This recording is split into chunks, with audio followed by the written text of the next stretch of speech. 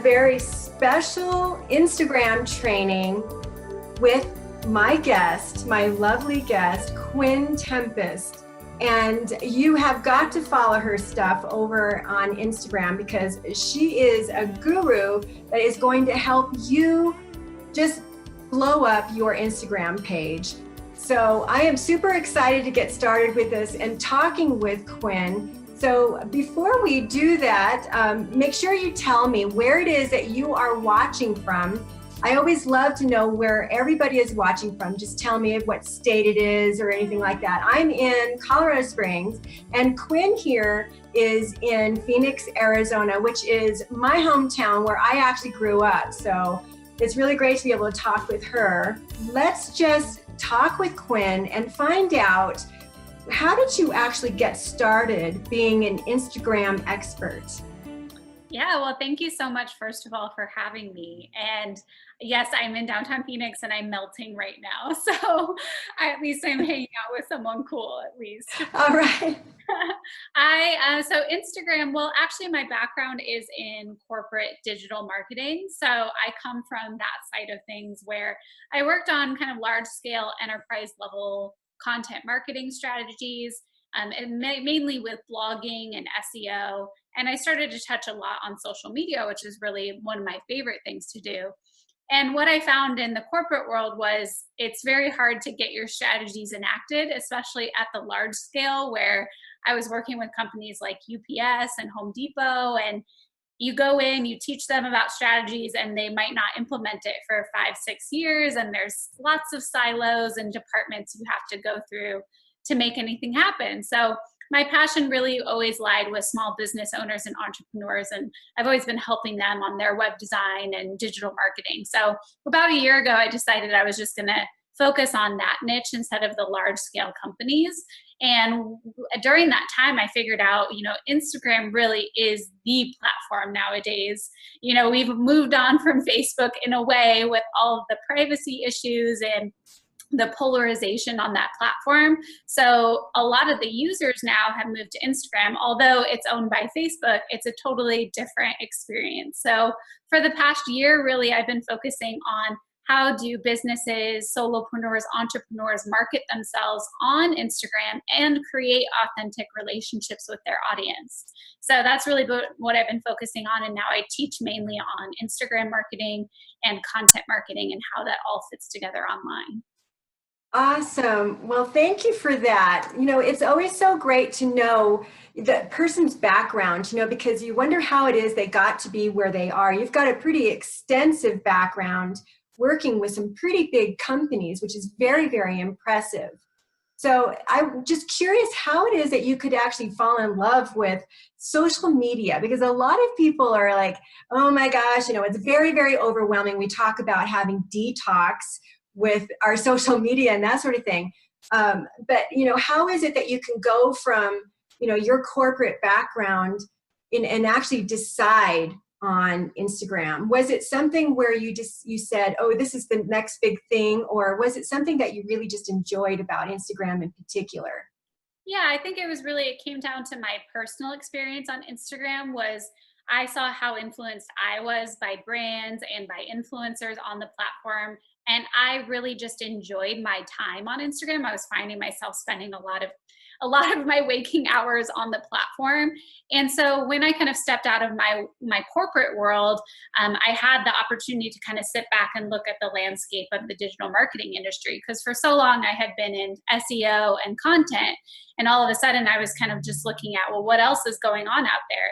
And I started to see this huge movement towards Instagram. Just even a month ago, they announced that we hit 1 billion users on the platform, which is just insane. So I think it's just, for me, it was a perfect extension of the content marketing strategies that I put together on the corporate level, but with a visual voice, which is, as a designer, something I'm very interested in, is how you translate your strategy into something that's visually attractive and beautiful.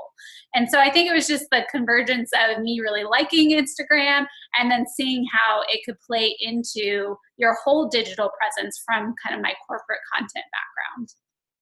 I can really see how that can happen. It's a lot like finding your spot where you want to live, for example, how it vibes, if you really like the people and that sort of thing. Because when you go to a platform on social media, it really has a certain demographic, right? When we start thinking about going to Twitter, for example, there's like a whole vibe around it. Or when you go to Facebook, it seems as though you get a certain type of conversation, certain type of people, certain type of posts. So I really see how people can, move towards something that just vibes with them and something that's a little bit more fun. Right. And I feel like I love the conversation that flows, which is why I love my group so much. But I love how Instagram is so graphical, and it's so it just seems like current. Whatever someone is feeling, for example, they're able to turn that into a graphic, and it's just so fascinating. Mhm. So are you seeing a real trend right now with people moving away from Facebook? Facebook was like the biggest, right? And we've actually seen a lot of commercials on TV. I actually do watch some programs from time to time, like Hulu, and I have actually seen commercials from Facebook. I'm sure they're trying to attract people to them, clearly because of some of the scandals, that sort of thing that we've had on Facebook.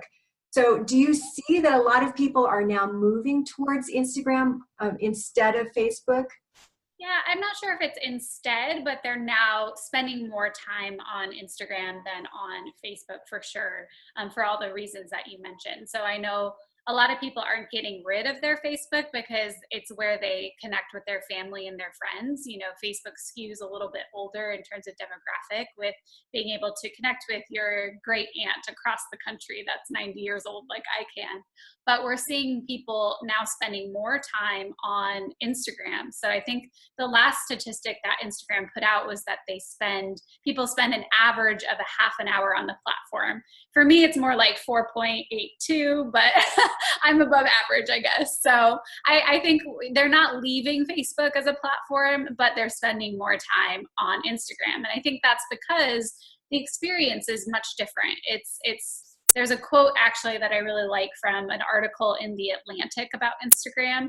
And the writer said, Instagram is so simple as to be almost serene. It's very different than Facebook or Twitter, where you get pushed off the platform consistently to go read articles or to see links. Instagram, there's very little opportunity to be pushed off the platform. Although they're adding a few different things, really all their features are about keeping you there, keeping you engaged, giving you different ways to tell your story as a person or as a brand. So I think they've done a really good job in engaging people and giving them tools to be engaged as well. That's wonderful. It'll be really interesting to see how it progresses as time goes on. I know, Facebook, for example, is trying to keep people on the platform too. They actually are working towards creating algorithms to, ding your post, for example, if you do put a link in there. So Right. I'm really excited to see. Now, I have not been working too hard on growing my Instagram presence. I started maybe a year ago, and I'm really pleased about the growth of it. And I think that for me, it's not necessarily important about the growth in and of itself as it is to try to be able to help as many people, to reach as many people as possible. And I am really sure that there's a lot of entrepreneurs out there that are, they're on both sides. They care only about growing it, and then there's the other entrepreneur who is more interested in their passion being seen and being heard by people. But the question that I'm wondering is, how many hours should either entrepreneur be spending on the platform to actually grow their following? Yeah, so in terms of growing a following, well, There's two separate things. There's kind of engaging your existing following, which is work in itself, and that could take many hours a week, especially if it's your main marketing channel, which you have to ask yourself, maybe Facebook is for you. For me, Instagram definitely is. It's how I get business. It's how I get clients. So I spend and devote quite a bit of time towards planning out my content for the week. In terms of growing my following, though, that takes a lot of work. Because I do want to balance giving that value to my existing followers and my community, but I always want to be thinking in terms of my business, how can I keep attracting more of my target audience to engage with my message? So there is a fine balance between the two.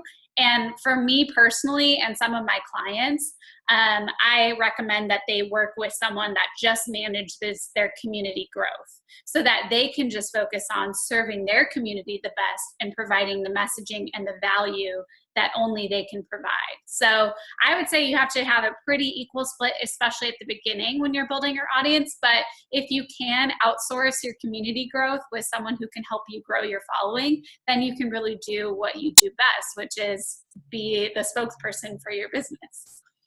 I really love that so much. And that really speaks to being able to, really be productive with your time, knowing your zone of genius, first of all, and knowing that, it's you as the brand, provided you are a service provider or, maybe you're a blogger or a YouTuber or something like that, you as an individual are the brand. And that's why people are attracted to following you in whatever platform it happens to be. So knowing what your zone of genius is and to really spend your time creating that content is a whole separate thing from actually managing the every single day nurturing aspect of the existing followers. And, really being smart about hiring a team, to be able to help you manage that is something a lot of people are really short-sighted on. But when it comes down to it, there's a lot of people that are actually doing it all themselves, right? So when you have someone, like I know a lot of my followers are, they're working the online business in a lot of different ways. So they're the ones that are just getting started and they're the one-man show or one-woman show and they're doing it all themselves. So how many hours would that woman spend? Oh gosh. Yeah, well, I'll have to think back to some of my clients right now or how I did it. And I think really it comes with an upfront strategy. That's going to take the most time. You need to decide who's my target audience on Instagram, because it might be different from a different platform. What content do they resonate with? And then how can I have my unique differentiators displayed on my feed in a way that will attract my target audience? So upfront, you're looking at a good number of hours to think through that strategy and to get all your content collected and curated. So that could be, 10 to 15 hours of work right there. In terms of maintenance, though, usually what I like to think, and I think you mentioned how important it is to figure out how to manage your time. For me, I like to batch my content planning because otherwise I'm sitting there on a Tuesday thinking, what should I post today? And that should never happen with social media or with any content really. And that comes from my corporate background. You should always be planning ahead. So for me, I'll sit down, every 2 Mondays or so, and I'll plan out 2 weeks worth of content. And that might take me an hour and a half to do 2 weeks of content, which is not a lot at this point because I've done it so many times and I did that upfront strategy work. So in that sense, that is not that much time, but it's because I've connected the dots of my content strategy, my social strategy, my Instagram strategy. So if you can get to that point where you have a strategic foundation for what you're doing on Instagram, it shouldn't take that long, but upfront, it's going to take a lot of legwork. I would just recommend to start with a strategy. Is, what kind of content can I create? Go create the content for 3 months worth of Instagram posts and just get it scheduled, because then you can just focus on nurturing the relationships that you build. Awesome. So when we start thinking about, we're creating this content for our ideal client, for our ideal follower, we realize that there is an outcome that we want. There's a result that we want, right? And what most people want are clients, right? They want to be able to sell a particular program. They want to sell a book. Maybe they are a coach and maybe they want to sell their coaching packages. So the question comes down to, how can I get clients and customers from Instagram? Yeah, and it's kind of an indirect answer because it's going to take time to do that. And how I like to think of Instagram is it's a platform to create a relationship with your target audience. It's not necessarily a platform to sell your target audience, because remember, content marketing is about providing useful, valuable information without selling or pitching your customers right in that moment. You want to provide value first. So create the relationship first, and then look at opportunities to push people off the platform, because you don't own your followers on Instagram. Mark Zuckerberg does. You don't own them on Facebook. And so you should always be looking at, how can I provide value where I could get someone's email address so that I can actually own that relationship. So for instance, one of my clients right now, she is a craft expert. So she makes pom-poms and tassels and teaches women how to be creative with crafts, which is just super fun. And so she has a free video lesson on how to make pom-poms. And so her whole goal is to provide a lot of value, but also give people an opportunity to sign up for this free lesson on her email list so that she can then own that relationship. She can nurture that relationship, and she isn't at the whim of all the algorithms that are happening where you might not be seen. So although you can find your target audience on there, you definitely want to think of Instagram as a relationship builder, and then look at opportunities to push people into an email system and then nurture them there. Because after you nurture them in your own accounts, your own email, then you can start to nurture that relationship into a sales relationship. But it doesn't happen overnight. It takes time. I had a client that just signed up with me that I connected with Instagram over a year ago. And she kept seeing my posts. I was never salesy. I was just providing really good, useful information. And we created a relationship. And then she followed up with me a year later and asked me for a proposal for a web design. So it's all about relationships. And I think too many times entrepreneurs on social media just focus on sales and forget that that's just not going to work in this day and age. No, it doesn't. And everyone, today who is on social media is very savvy. They used to be like 4 touches that it would take.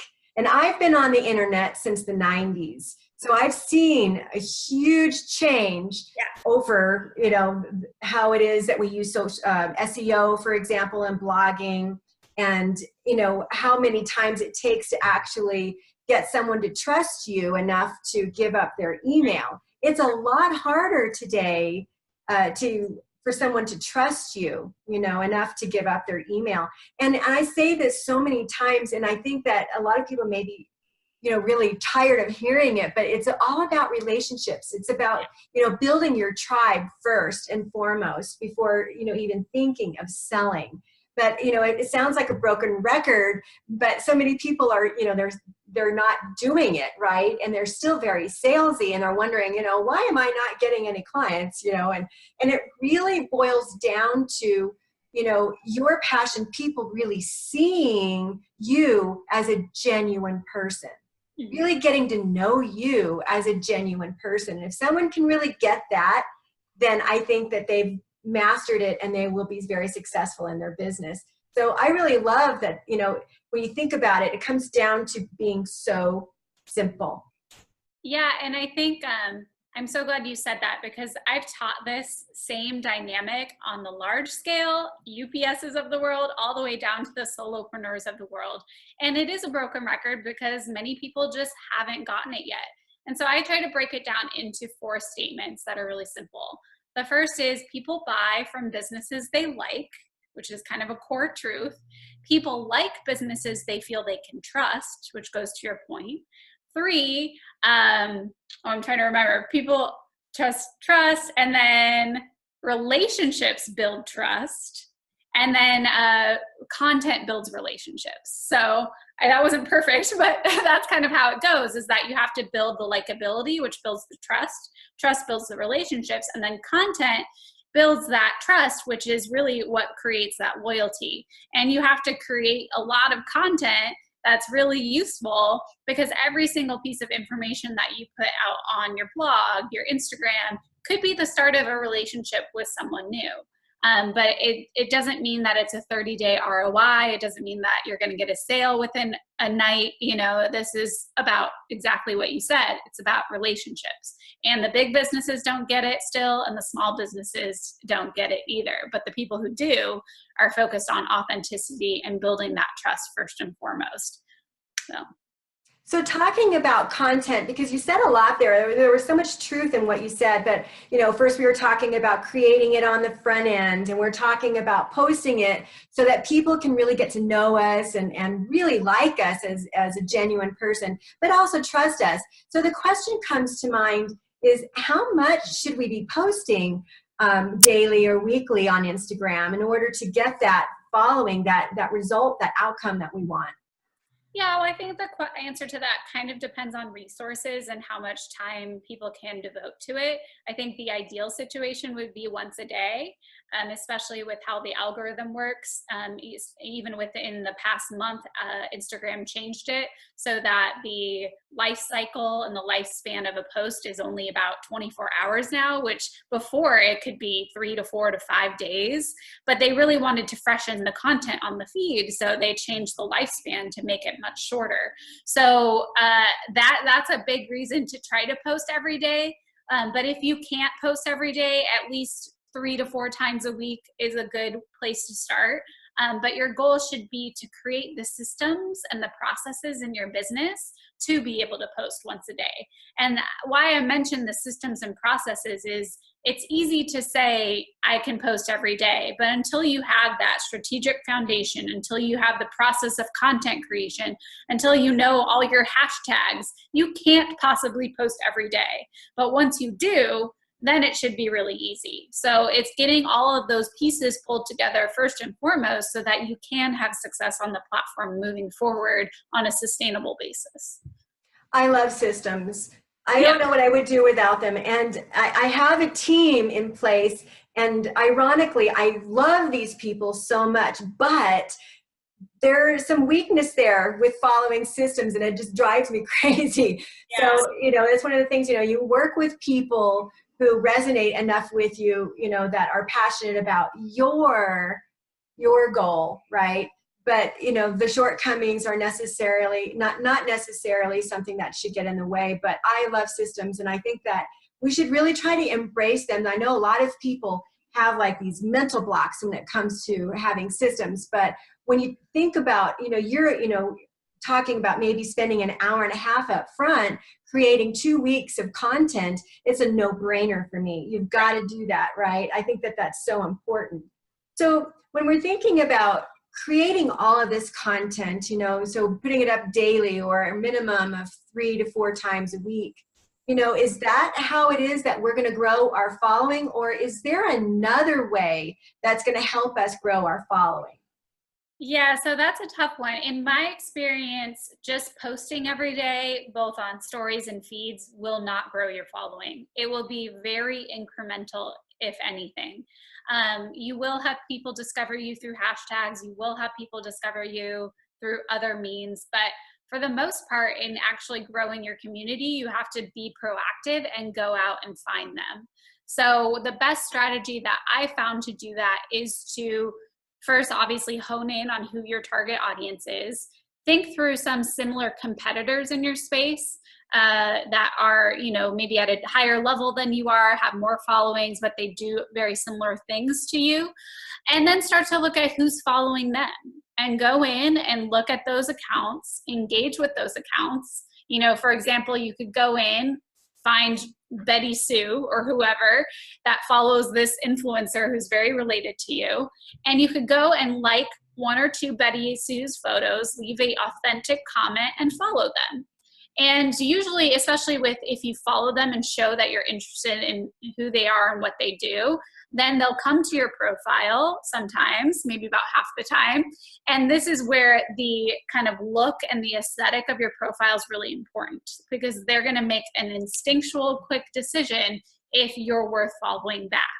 And so doing this strategy is really important because you're getting in front of people who are your target audience. They get to come look at you, and they're going to make a decision right there and then if they want to follow you back. And I've seen a pretty good ratio of follow backs with this. It's about maybe 25 to 30% if your profile is really good. And so if you're following 100 people a day, you could get 25 followers a day that are targeted to your audience and that they're authentic relationships as well.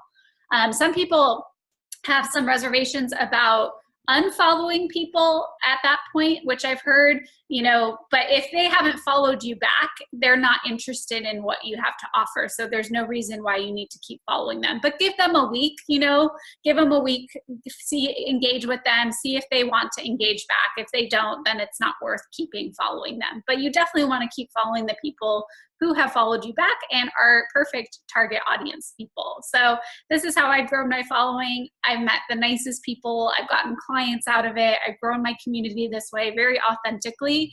I did it on my own for the longest time, where I would set aside an hour a day to do this at the very beginning, which was a lot of time when I had other priorities.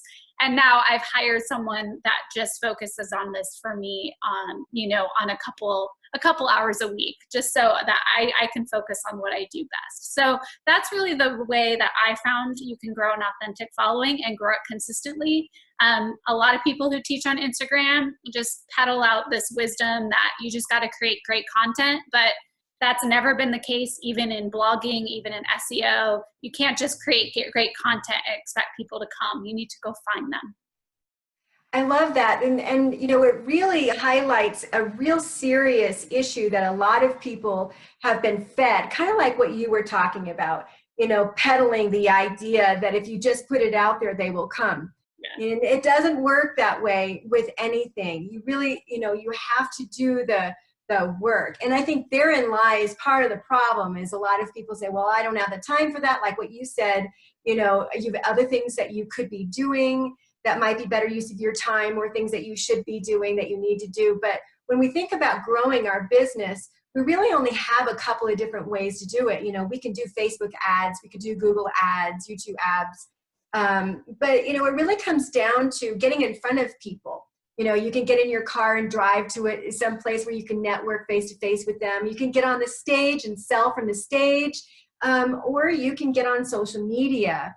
Certainly you want to find a social media platform that vibes with you, like what we were talking about before, but it's really knowing that you've got to go out there and get face to face with people, even if it is with a computer between us. You've got to be able to network with people. And that's that part that entrepreneurs are really trying to pretend like they just don't see or hear. So I love your message that, you really have to go out and get it. So, you were also talking about in this strategy, how people are going to come to your feed, right? And they're going to see whether or not your content resonates with them based on who they're following, the other leader in your industry. So when we're talking about people that are coming, those targeted people that we want to follow us, seeing our content, how is it that we can make our feed, our page, as aesthetically pleasing as possible for them?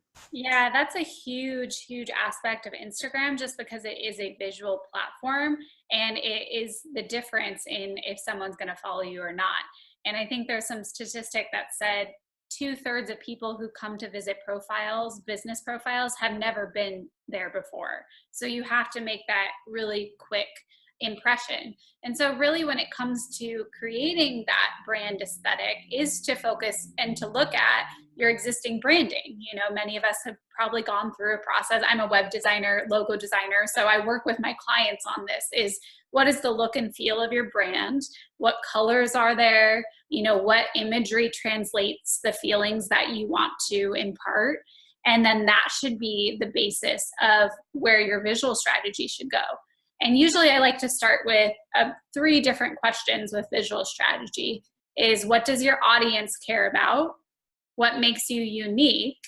And then also, how do you stand out against your competitors? So you have to go through this visual strategy thinking process to say, well, how would I be represented on a platform like Instagram? So you can think, especially, it seems like a lot of people in their group are personal brands or service offerings, or service consultants. So a lot of it will be coming from who they are. And so they have to think in terms of, what are my unique differentiators? For instance, I went through this process over a year ago, and I had to think, I'm an urban person. So I live in the city. I don't own a car in Phoenix, which is kind of crazy. I bike everywhere. I love murals and street art. And so that naturally became my visual strategy for my brand, was just who I am as a person. I love bright colors. I love city living. And I love yoga and inspiration. So all those things were baked into my brand. And then I just had to turn that into a visual strategy that looked cohesive. But you also have to balance, what a single post looks like on the feed versus your whole grid, because they both have to be effective.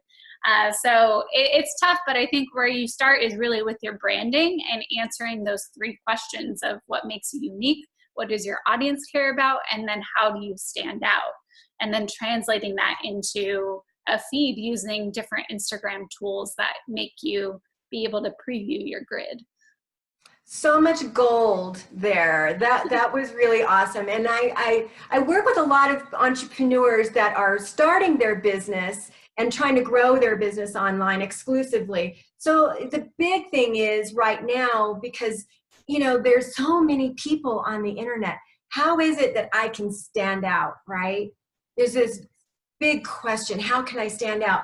But when you think about how you've narrowed this down into those 3 questions, it really is a golden nugget.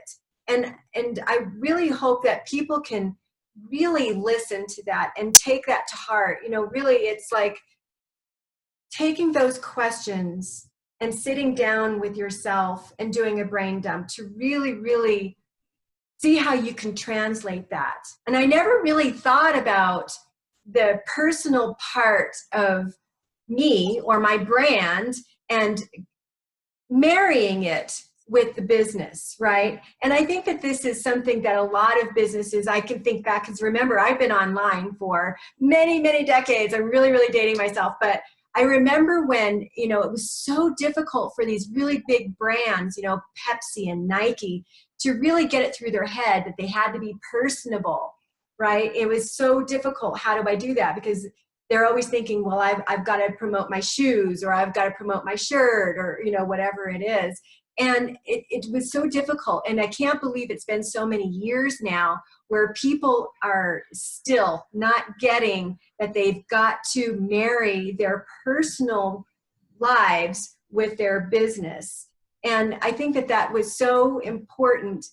And even talking about what you had said before about knowing what makes you unique. I think that is probably one of the most important parts when we think about branding our business. Mm-hmm. Yeah, and branding is really all about curation. It's about throwing away things that don't match and then finding things that do, and getting really focused on what that element or essence is.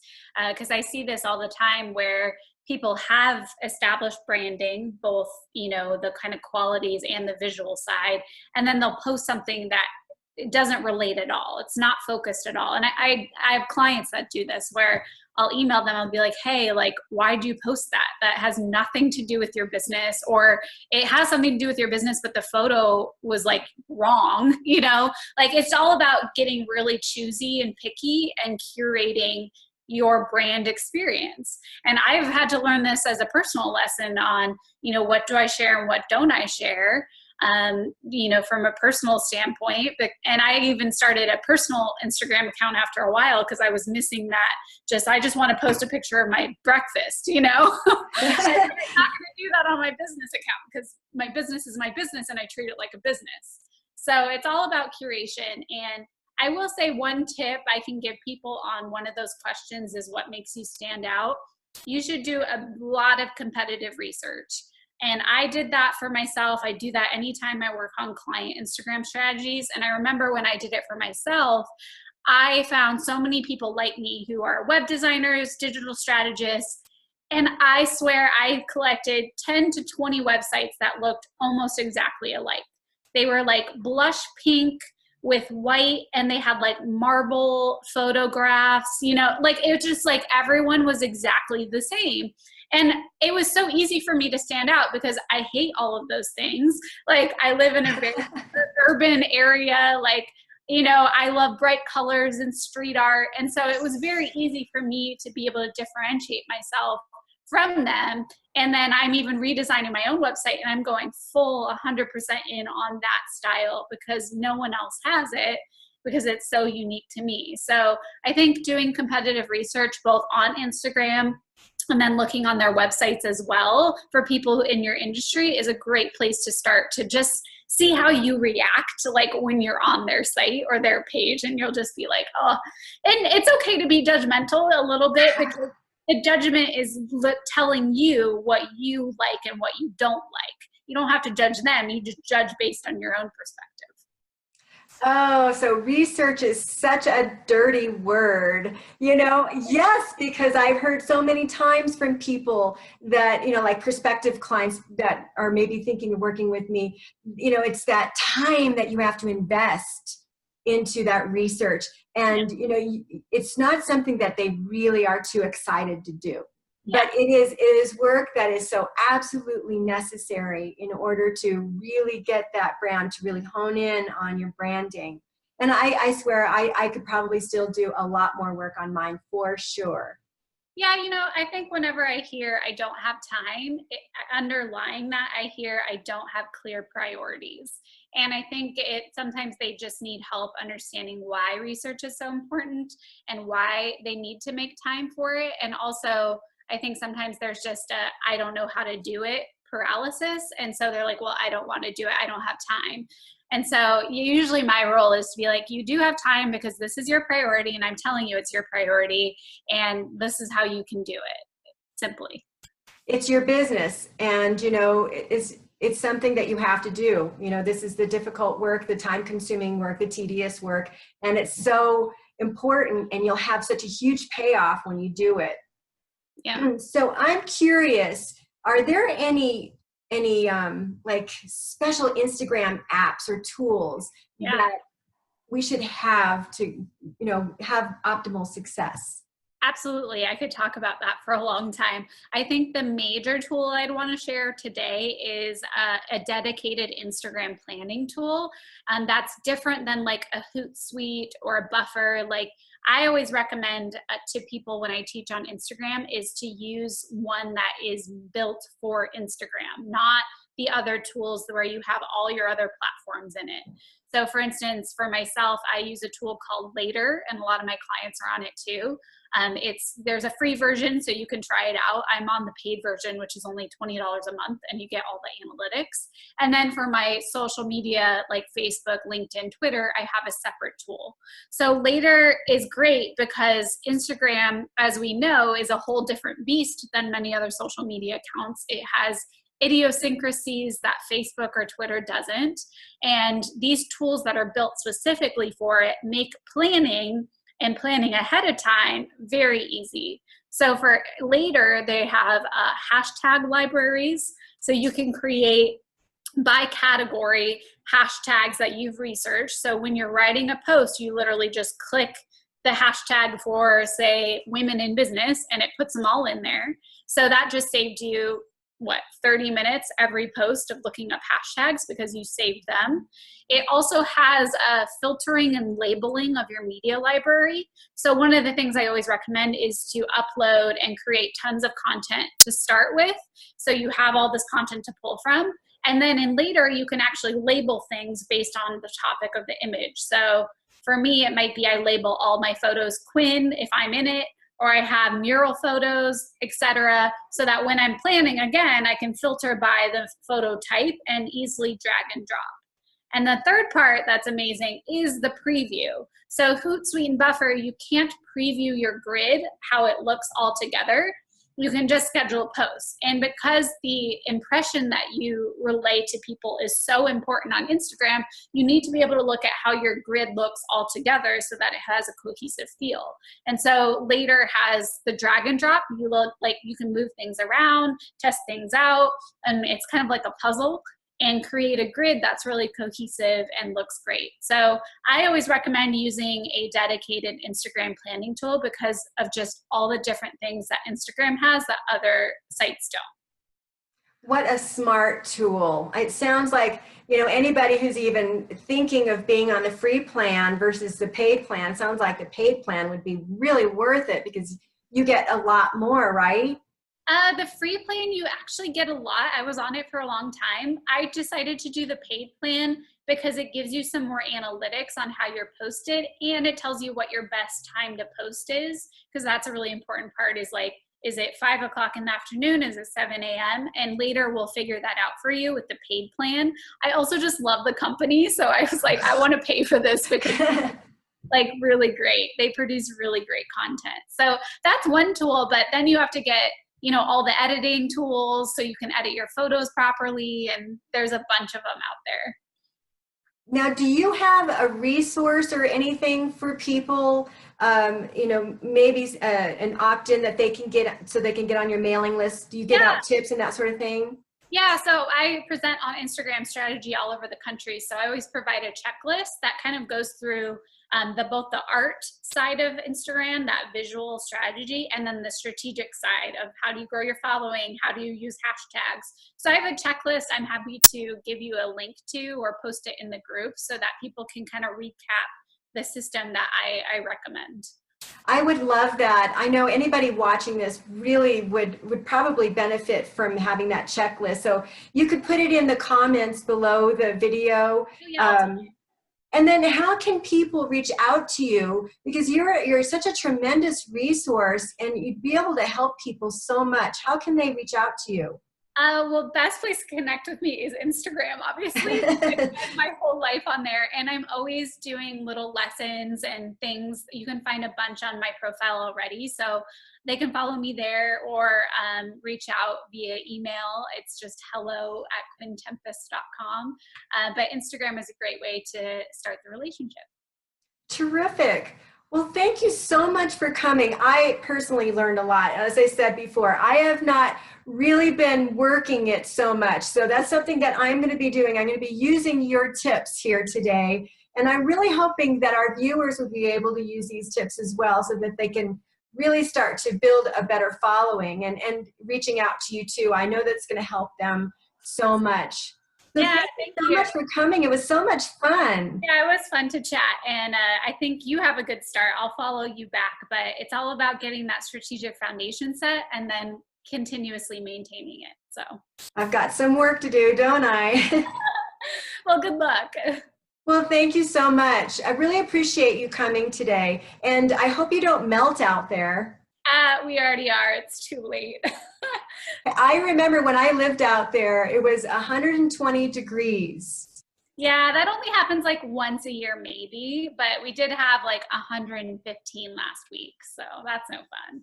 Oh, that is no fun at all. Well, jump in the pool. Yeah, I will. All right. Well, you have a great rest of your day. We'll talk to you soon. Okay, bye. Thank you. Bye.